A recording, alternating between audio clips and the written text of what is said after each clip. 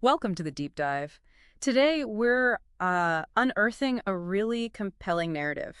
It's the story of escaping what one survivor bravely calls an invisible cage. And those unseen scars she talks about, the ones left behind. It's a raw account, incredibly honest, about going from victim to survivor, and there are some, powerful lessons in there.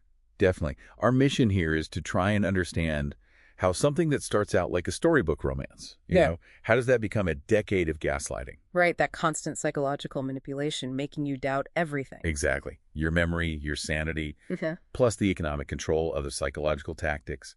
We really want to focus on the subtle ways, the insidious ways personal boundaries get eroded. And often, like you said, disguised as love. Precisely. That's the hook. Okay, so Yeah. the story itself, it kicks off with them meeting as adults. Both had their own lives, their own experiences already. And he comes across as, well, wise, articulate, charming, handsome. Mm-hmm. She felt totally seen, chosen, and cherished. Like destiny, right? She even said it felt like walking into a secret garden. Yeah, she was convinced they were made for each other.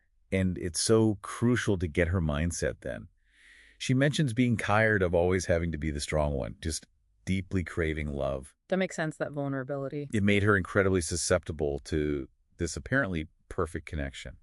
And she described that initial time as unbelievably beautiful. Lots of long talks, laughter, a real lightness she needed. Yeah. And he was doing all the things, remembering small details, opening doors, getting her favorite coffee. The classic romantic gestures. Totally. Showering her with gifts, too. Clothes, bags, saying things like, my woman should wear what she wants, or my woman should have many bags. Setting himself up as the provider, the one in charge of her image almost. Interesting way to put it. And they shared hobbies, reading, fitness, travel. They look like that Instagram perfect couple, Polished on the outside. And he constantly told her he'd never loved anyone so deeply, called her dear all the time.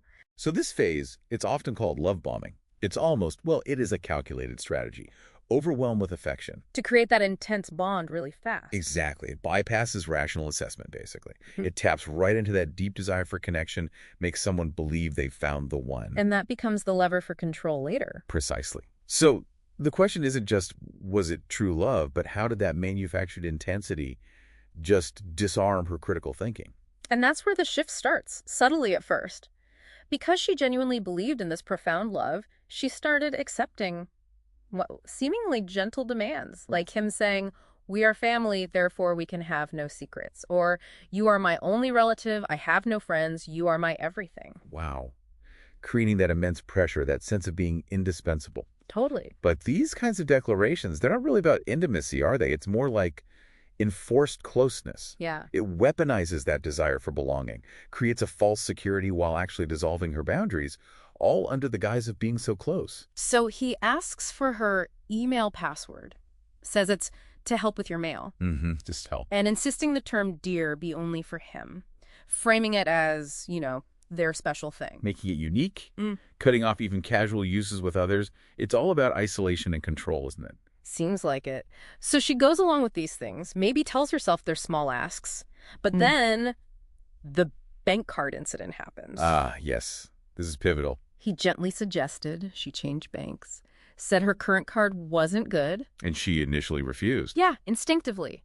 Said she'd used it for ages, it was inconvenient to change, just a little flash of resistance, maybe discomfort. But that resistance wasn't tolerated. No, the very next day she gets home, and her bank card is cut in half. Just destroyed. Yeah.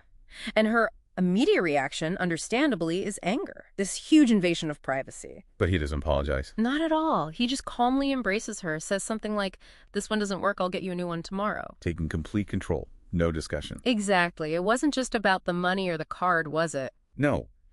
That's a definitive act of coercive control. It's designed to shatter her sense of autonomy right there and establish his power. Absolutely. And despite that shock, that anger, she ends up rationalizing it, telling herself, he is right, we are family. Shouldn't argue over small things. He loved me. Chilling.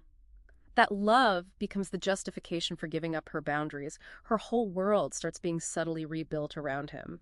And that single act, cutting the card, it really opens the door, doesn't it? It paves the way for that decade of deeper manipulation you mentioned. Yeah, expanding into everything, isolating her from friends, undermining her career, the gaslighting about things that happened years of it. Well, what's truly fascinating in a disturbing way is seeing how that profound human need for love and belonging, Especially when we feel vulnerable. exactly, how that can become the very thing used to slowly, meticulously take apart someone's independence. This story, it really shows these universal patterns of control, doesn't it? It forces you, the listener, to think about how easily that narrative of love can justify chipping away at our own boundaries. Leading us down paths we never ever intended.